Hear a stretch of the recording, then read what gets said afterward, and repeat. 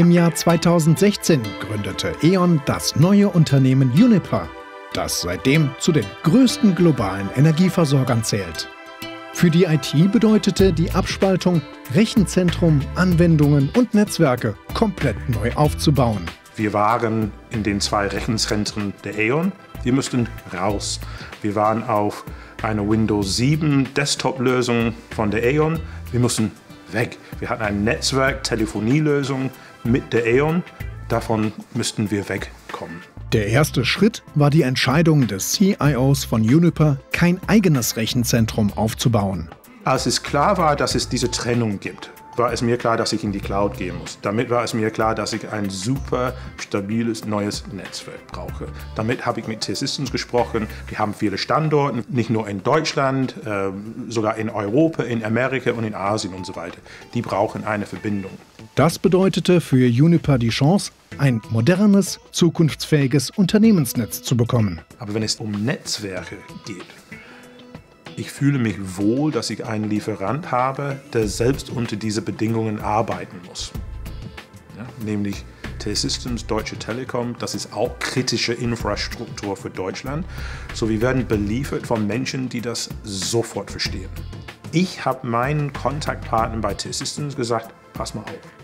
Wir reden von Managed Communication und Collaboration. Meine Leute müssen telefonieren können, mit Landlines, mit Mobilfunkgeräten. Wir brauchen ein WAN. Wir müssen im Internet und sicher umgehen können. Ich brauche diese Konnektivität. Das heißt, ich brauche das alles in einem moderneren Umfeld mit mehr Verlässlichkeit, mit mehr Sicherheit, mit mehr Geschwindigkeit. Und es muss auch ein bisschen günstiger sein. Und meinen Partnern von T-Systems haben gesagt, das machen wir. Eine Bedingung: wir nutzen womöglich die Standardlösungen der Deutschen Telekom. Weil das sind die Sachen, die T-Systems am besten beherrschen kann. Wir haben dann ganz grob gesagt, okay, das ist, was wir wollen. Wir haben ganz grob so ein Ziel gemeinsam gehabt, so viel soll es kosten. Und das haben wir bekommen. Und es kostet sogar ein Stückchen weniger.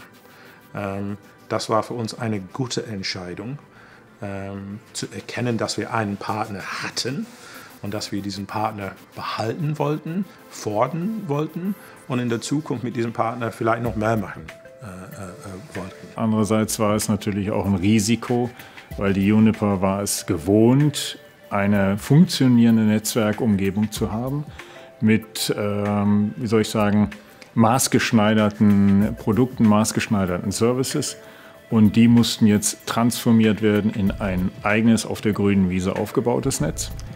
Und mit der Herausforderung, dass wir natürlich günstiger sein mussten, weil sonst hätte sich der ganze Umstieg für eine Uniper nicht gelohnt. Das heißt, wir mussten von den maßgeschneiderten Produkten das Maßgeschneiderte wegnehmen, hin zu Standardprodukten, um einfach den Benefit in eine Uniper vom Preislichen, vom Volumen her erzielen wollte.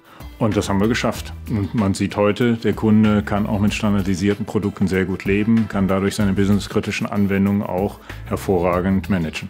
Das Unternehmensnetz war aber erst der Anfang. Wenn schon, dann wollte Uniper die Gelegenheit nutzen und die neuen technischen Möglichkeiten für das kabellose Arbeiten ermöglichen. Und wir wollten die Chance greifen, ein modernes Arbeitsplatz anzubieten. Und meine Mannschaft hat das so weit genommen, dass die entschieden haben, bevor ich das wusste, wir versuchen, das Gebäude quasi kabellos zu machen. Im Sinne von, man braucht kein LAN-Kabel mehr. Die Leute kommen rein ins Gebäude mit einem Laptop höchstwahrscheinlich oder Handy oder Tablet in der Tasche. Mit Identitätsmanagement wird es erkannt, dass das ein Mitarbeiter ist oder ein Gerät eines Mitarbeiters ist. Und man soll dann sofort im WLAN sein, sicher, damit man überall im Gebäude arbeiten kann. Ich sitze jetzt am Arbeitsplatz, aber in einer Stunde bin ich in einem Meetingraum und ich möchte einfach mein Gerät mitnehmen und arbeiten. Das heißt, für uns sollte die WLAN-Infrastruktur so ausgebaut sein, dass die Bandbreite möglichst unterbrechungsfrei überall vorhanden ist und besonders da mit vielen möglichen Kanälen zur Verfügung steht, da wo die Hotspots sind, wo viele Mitarbeiter aufeinandertreffen, in den Konferenzzentren, in den Cafeterias, in der Kantine. Der CIO war begeistert, bekam aber leichte Bauchschmerzen bei dem Gedanken, dass alles vom ersten Tag an perfekt funktionieren sollte. Was mir wichtig war, ich hatte Ansprechpartner.